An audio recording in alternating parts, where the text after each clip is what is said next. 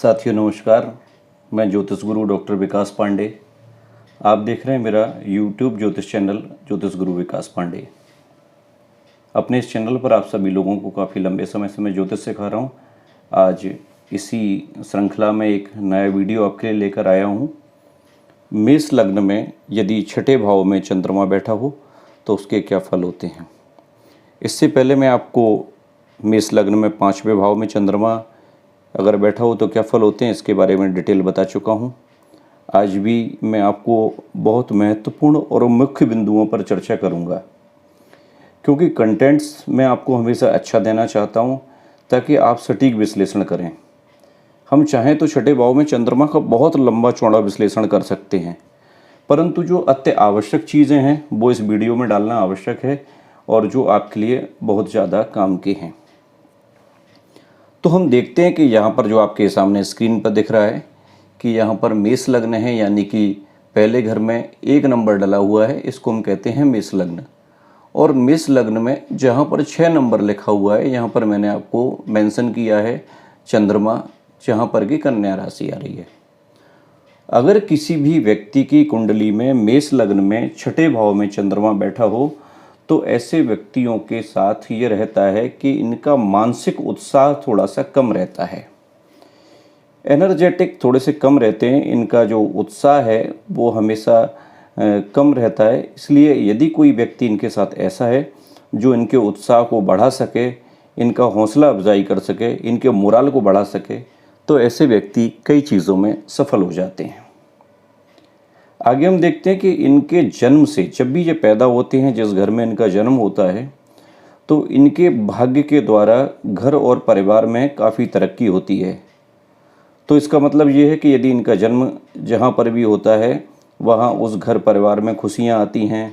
व्यापार, व्यवसाय, नौकरी, आर्थिक संपत्ति, भूमि, भवन, संपत्ति, वाहन के लाभ हो सकते हैं और पारिवारिक जीवन में श्रेष्ठता आ सकती है।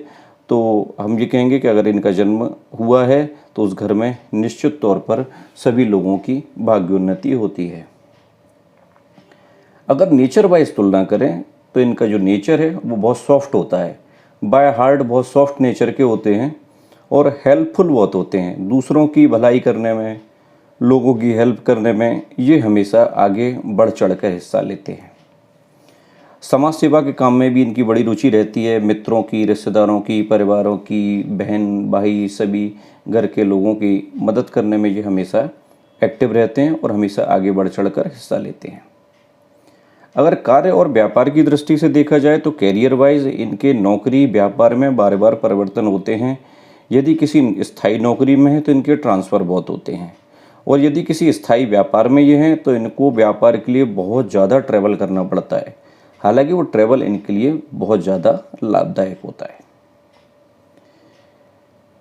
सातवीं जो इनकी दृष्टि चंद्रमा की पड़ रही है वो 12वें घर पर पड़ रही है। यहाँ पर चंद्रमा जो है वो मीन राशि को देख रहा है। इस कारण इनके खर्च बहुत अधिक होंगे। अपने भौतिक आवश्यकताएं जैसे गाड़ी है, मकान है, भूमि है, वाहन है, घर की साज सज्जा, इन चीज़ों में इनका खर्च बहुत अधिक होगा और ये अपनी पत्नी पर भी बहुत अधिक धन व्यय करने वाले होते हैं। स्वास्थ्य की दृष्टि से देखें तो इनका चंद्रमा के कारण कमज़ोर रहता है स्वास्थ्य, और इनकी माँ का स्वास्थ्य भी कमज़ोर रहता है। यानी कि माँ और पुत्र दोनों के स्वास्थ्य की दृष्टि से अगर हम विचार करते हैं कि दोनों के स्वास्थ्य को हमेशा ये चंद्रमा कमज़ोर रखने वाला होता है, तो स्वास्थ्य के प्रति इन्हें चिंता करना चाहिए। बहुत ज़्यादा ठंडी वस्तुओं का सेवन नहीं करना चाहिए, विशेषकर सूर्योदय के बाद में। शाम को जब चंद्रमा का उदय हो जाता है और सूर्यास्त हो जाता है तो इन्हें ठंडी चीज़ें, दूध से बनी हुई चीज़ें, खीर, आइसक्रीम, सिंघाड़ा, केला, बैगन जैसे जो ठंडे पदार्थ हैं, आइसक्रीम वगैरह, बर्फ़ का सेवन इनको नहीं करना चाहिए। और यदि इनको दूध पीने की आदत है तो सूर्यास्त के बाद रात्रि काल में शाम को दूध भी ना पिएं। यदि दूध पीना है तो ये दिन में दूध पी सकते हैं। मित्रता की दृष्टि से देखा जाए तो इनके कोई भी संबंध बहुत ज़्यादा लंबे समय तक चलने वाले नहीं होते हैं। मित्र इनके बनते हैं, बिछड़ते रहते हैं, फिर नए बन जाते हैं, फिर बिछड़ते रहते हैं। कुछ एक मित्र ऐसे होते हैं, 1-2, जो इनके साथ बहुत लंबे समय तक टिके रहते हैं। अगर ये सोचें कि मित्रों का बहुत बड़ा दायरा बहुत लंबे समय तक इनके साथ बना रहे तो वो संभव इनके साथ में नहीं हो पाता है। अब हम आगे चर्चा करते हैं इनके बारे में कि ये इनका जीवन कैसा बीतता है। तो इनका जीवन सुख और सुविधा संपन्न बीतता है। बस शारीरिक रूप से जरूर ये कमज़ोर होते हैं, लेकिन सुख सुविधाओं के मामले में ऐसे व्यक्ति बहुत भाग्यशाली होते हैं। तो छठे भाव में जो चंद्रमा बैठा है वो इन सब चीज़ों के हमको प्रभाव देता है और व्यक्ति के जीवन में कुछ अच्छे भी कार्य लाता है, कुछ कमज़ोर भी इनके स्वभाव को रखता है। तो आज इस वीडियो में हमने आपको बताया है कि चंद्रमा छठे भाव में स्थित है तो इसके क्या प्रभाव रहने वाले हैं। अगले वीडियो में मैं आपको बताऊंगा अगर मेष लग्न में 7वें घर में, जो कि पत्नी का वैवाहिक जीवन, दाम्पत्य जीवन का और पार्टनर का घर होता है, इसमें सप्तम भाव में चंद्रमा बैठा होगा तो उसके क्या फ़र्क पड़ता है उसके चंद्रमा के कारण, या क्या प्रभाव पड़ते हैं। मैं अपने चैनल पर आपको प्रयास कर रहा हूं कि अच्छे कंटेंट्स दूं और आपको बड़े आसानी से ज्योतिष सिखाऊं।